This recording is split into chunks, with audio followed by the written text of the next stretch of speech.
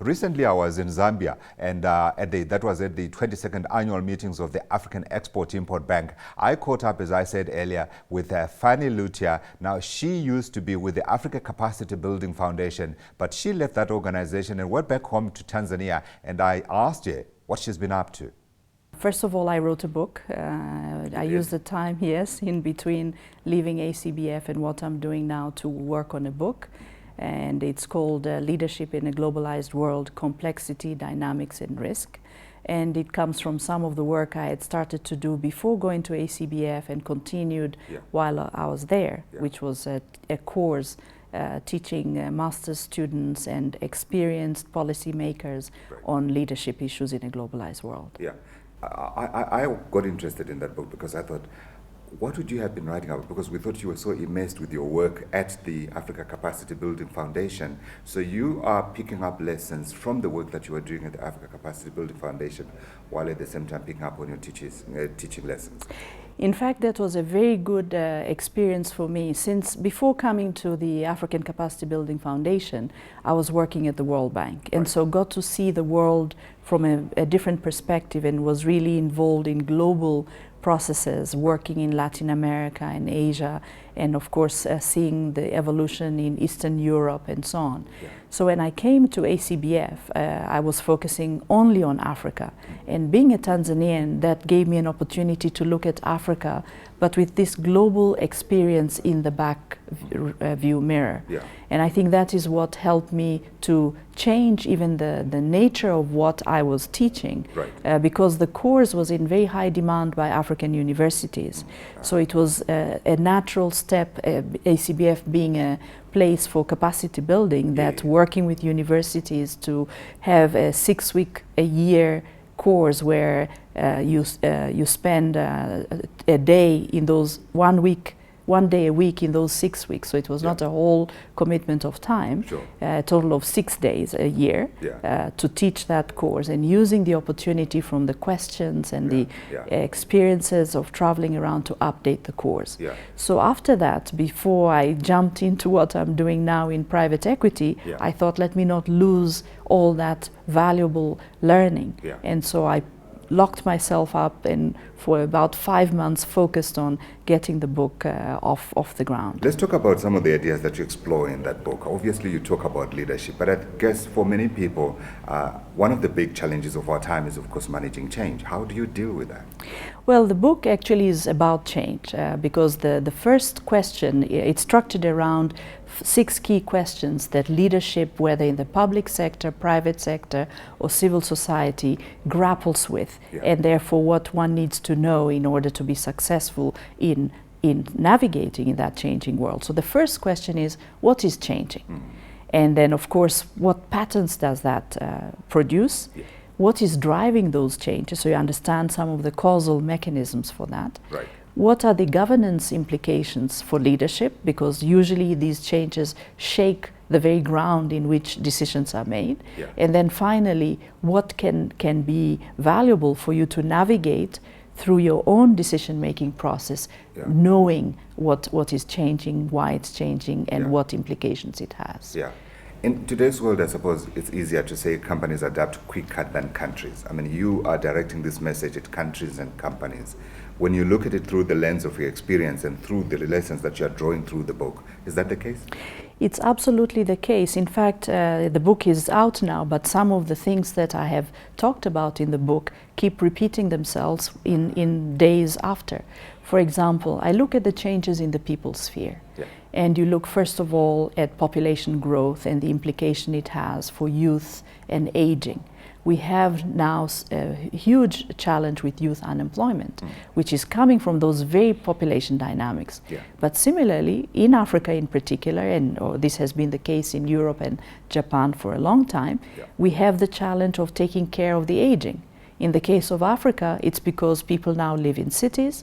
The traditional mechanisms are no longer there to support the aging population, so we have to think about safety nets, the role of pension plans, and so on. So while the issues are the same, the application of them changes over time, and the impact varies across the different spheres. So I look first at the people sphere, and all the dynamics there, migration, urbanization, the Right. impact of diseases.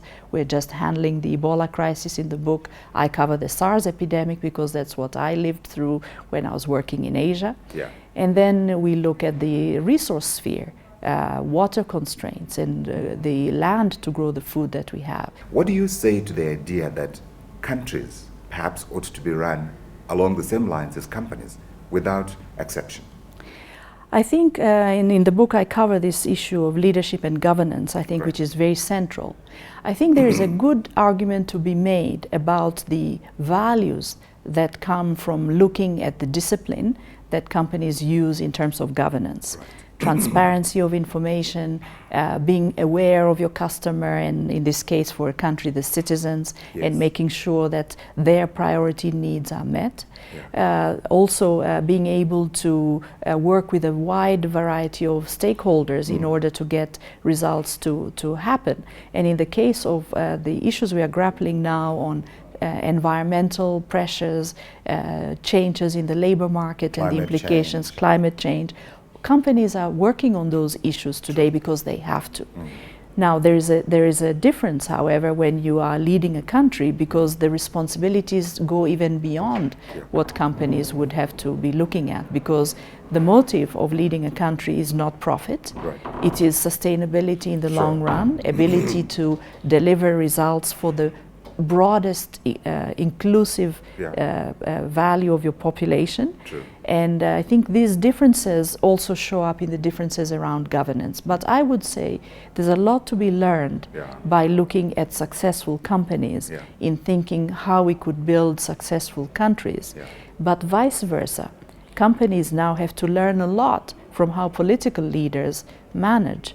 And therefore the two worlds in an interesting way are getting more and more interdependent, the world of politics and the world of business. And absolutely, and also of course we have to make sure that the right type of person gets into politics, because if they've got the right mindset they will be able to change and lead in this globalized world. But you've also been busy, apart from writing the book, you have also set up the Mkoba Fund, where you are the chairperson. Let's speak about how much you've raised so far, what are you targeting, when are you going to see the first projects being approved for funding? All right. Well, Mkoba Fund was an idea that came about in between making choices, what do I do next after the African Capacity Building Foundation and the World Bank.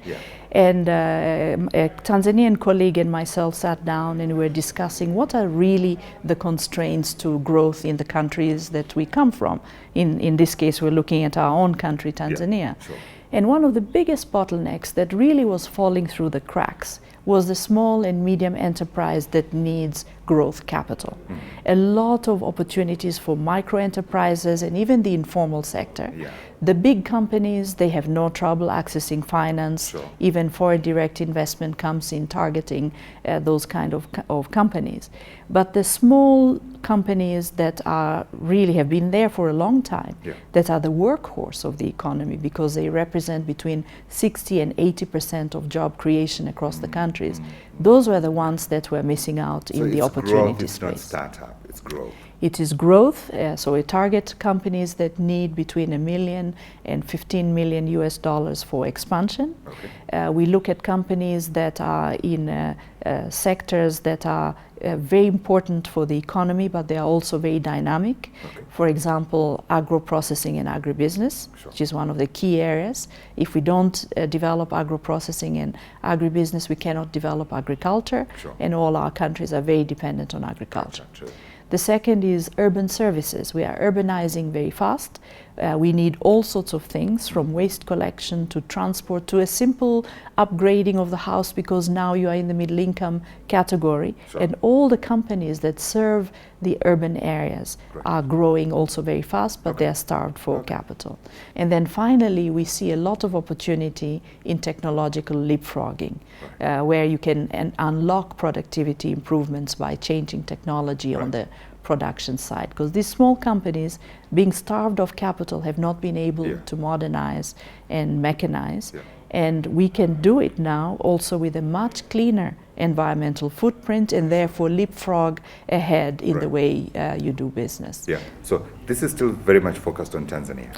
Well, it's focused on 6 countries. Yes. So we have Ethiopia, Kenya, Tanzania, Mozambique, Great. Rwanda and DRC. We have a T geographical strategy which helps get the benefits of regional integration, but at the same time keeps our geographies connected so that we are not spread out too thin. Okay, so we shall be talking in the future about perhaps the rest of Africa and the T that is formed by Africa. But how much have you raised so far? Well, so far we have raised $43 million US, and we are continuing with our fundraising to get to a target of about 150 million. And we should be starting investments soon. We've already identified a pipeline. We have a lot of demand with people coming with very interesting ideas, but of course we ourselves are also going around sourcing for deals that meet this strategy that we're trying to implement. Frannie Leautier, a partner and CEO of Mkoba Private Equity Fund.